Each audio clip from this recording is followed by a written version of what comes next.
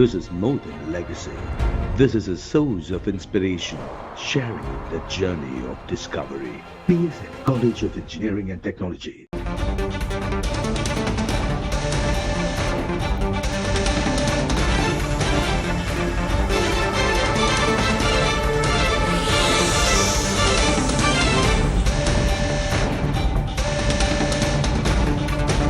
அண்மை செய்தி. புதிய அரசு அமையவிருக்கக்கூடிய சூழலில் தற்போதைய சட்டமன்றம் கலைக்கப்படுவதாக ஆளுநர் அர்லேக்கர் அறிவித்திருக்கிறார். சற்று முன்பாக தவேக தலைவர் விஜய் ஆட்சி அமைக்க உரிமை கோரி கடிதம் அளித்த நிலையில் தற்போது 16வது சட்டமன்றம் கலைக்கப்படுவதாக ஆளுநர் அதிகாரப்பூர்வமாக அறிவித்திருக்கிறார்.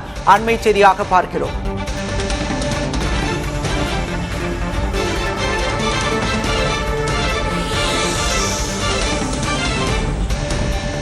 மே 5ஆம் தேதி முதல் சட்டமன்றம் கலைக்கப்படுவதாக ஆளுநர் அறிவித்திருக்கிறார். 16வது சட்டமன்றம் கலைக்கப்படுவதாக ஆளுநர் அர்லேக்கர் அறிவித்திருக்கிறார். தற்போதைய செய்தியாக பார்க்கிறோம்.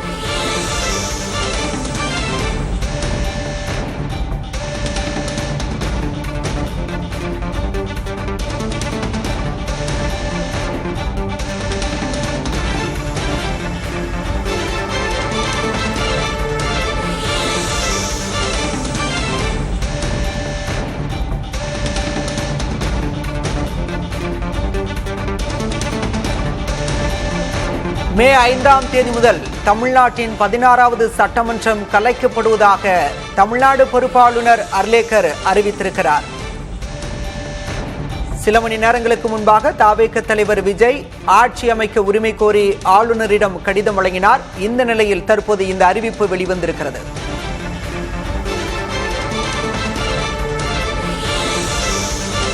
பதினாறாவது சட்டமன்றத்தில் திமுக ஆட்சி அமைத்தது. நடந்து முடிந்த சட்டப்பேரவை தேர்தலில் தனிப்பெரும் கட்சியாக தவேக உருவெடுத்த நிலையில் தற்போது ஆட்சி அமைக்க உரிமை கோரி விஜய் ஆளுநரை சந்தித்திருந்தார். இந்த நிலையில் 16வது சட்டப்பேரவை கலைக்கப்படுவதாக பொறுப்பு ஆளுநர் அர்லேக்கர் அறிவித்திருக்கிறார்.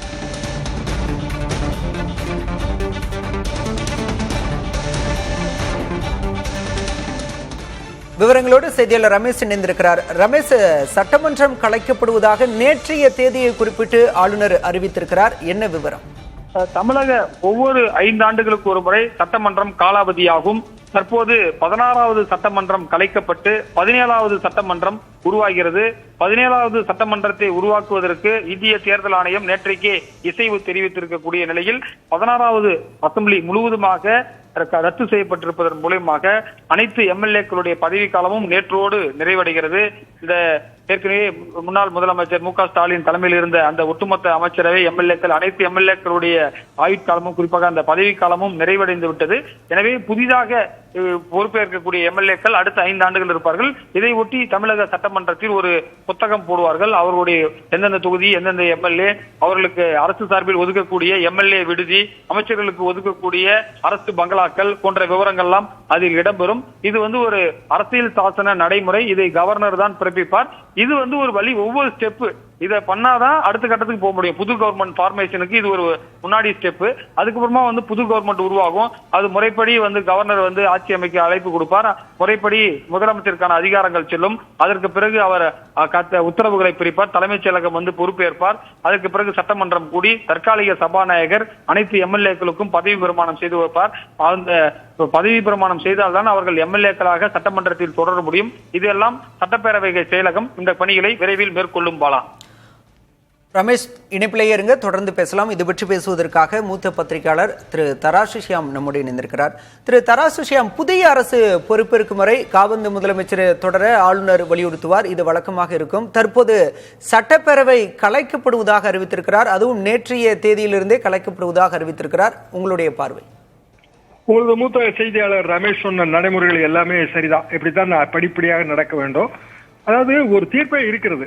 எப்போது ஒருவர் ஒரு தொகுதியில வின்னிங் சர்டிபிகேட் வாங்குறாரோ அந்த தேதியிலிருந்தே பழைய எம்எல்ஏ பதவியை இழந்துடுறாரு.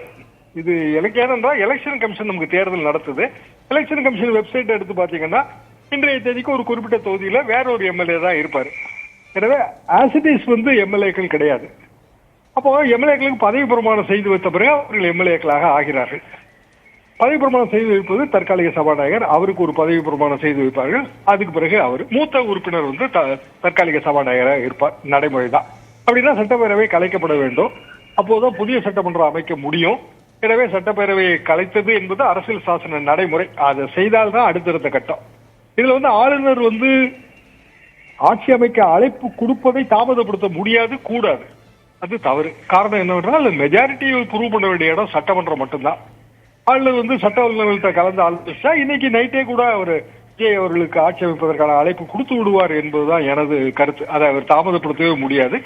விஜய் வந்து அவரது பெரும்பான்மையை வந்து சட்டமன்றத்தில் நிரூபிப்பார். அப்படி பெரும்பான்மை இல்லாட்டாலுமே மைனாரிட்டி கவர்மெண்டா கன்டினியூ பண்ண முடியும். ஏற்கனவே பல முறை அப்படி மைனாரிட்டி கவர்மெண்ட் கன்டினியூ ஆனதுதான். சோ தொடர்ந்து அரசியல் நடைமுறைகள் தான். நடுவுல ஆளுநர் வந்து கொஞ்சம் ஆளவந்தாராக செயல்பட முயற்சிக்கிறார். காவல் முதல்வருக்கு எந்த அதிகாரமும் கிடையாது. எந்த விதமான முடிவும் அவர் எடுக்க முடியாது. கொள்கை முடிவு எதுவுமே எடுக்க முடியாது. எனவே இன்னும் அவரை பொறுத்த வரைக்கும் அவர் ராஜினாமா செய்த முதல்வர், அவ்வளவுதான். இப்போ புதிய முதலமைச்சர் வரும் வரைக்கும் அதிகாரிகள் என்ன பண்ணுவாங்க? பொதுவாக முதலமைச்சராக இவர் வருவாருன்னு தெரியும் போது அதிகாரிகள் மிக இயல்பாக அவர் என்ன விரும்புகிறாரோ அதைத்தான் செய்வாங்க. ஈவன்தோ ஒரு முதலமைச்சராக பதவி பிரமாணம் செய்து வைக்கப்படாவிட்டாலும் அதான் நடைமுறையாக அப்படித்தான் இருக்கு. அப்படின்றால் விஜயை பொறுத்த வரைக்கும் இப்போது அவர் பதவி பிரமாணம் செய்து வைக்கப்படாத முதலமைச்சர் அப்படி நம்ம எடுத்துக்கிடலாம். நாளை அல்லது நாளை மறுநாள் ஆளுநரோட கன்வீனியன்ஸ்க்கு தகுந்த மாதிரி அவர் முதலமைச்சராக பதவி பிரமாணம் செய்து வைக்கப்படுவார் என்றுதான் நான் நம்புகிறேன். அதற்கு பிறகு அவரோட சேர்ந்து கூட பல அமைச்சர்கள் பதவி பிரமாணம் செய்து வைக்கப்படலாம். ஏன்னா நமக்கு வந்து கவுன்சில் ஆஃப் மினிஸ்டர்ஸ்ங்கிற வார்த்தை பிரயோகம் நம்ம அரசியல் சாசனத்துல இருக்கு. சிங்கிள் பர்சன் வந்து சீஃப் மினிஸ்டர் ஆக முடியாது. 84 எம்ஜிஆர் அவர்கள் உடம்பு சரியில்லாம 85ல வந்து அவர் சிங்கிள் மேனா வந்து சீஃப் மினிஸ்டர் பதவி ஏற்று அது திமுக அதை ஏற்று கோர்ட்டுக்கு போய் அவசர அவசரமாக பிற அமைச்சர்களுக்கு பதவி பிரமாணம் செய்து வைத்தார்கள். இதெல்லாம் பழைய வரலாறுகள் இருக்கிறது. எனவே விஜயோடு சேர்த்து சில அமைச்சர்கள், எத்தனை நம்பருங்கிறது அது விஜயோட உரிமை தான், அவரோடு சேர்த்து சில அமைச்சர்கள் பதவி பிரமாணம் செய்து வைக்கப்படுவார்கள். நாளையா நாளை மறுநாளான்னு நமக்கு தெரியாது. ஆனால் என்னை பொறுத்தவரையில் எவ்வளவு விரைவாக செய்து வைக்கிறாரோ அவ்வளவு விரைவாக செய்து வைக்க வேண்டும். காரணம் மக்கள் விரும்புவது. அது மக்கள் விரும்புவதற்கு குறுக்க நிற்பதற்கு ஆளுநர் வந்து அவர் ஆள வந்தார் கிடையாது. அவரது மாளிகை வந்து அரண்மனை சோறு கிடையாது. அதெல்லாம் அவர் உணர்ந்து செயல்பட வேண்டும். நன்றி திரு தராசு ஷியாம். இணைப்பில் வந்து உங்களுடைய கருத்துக்களை பகிர்ந்து கொண்டமைக்கு. This is more than a legacy. This is a source of inspiration, sharing the journey of discovery. PSN College of Engineering and Technology.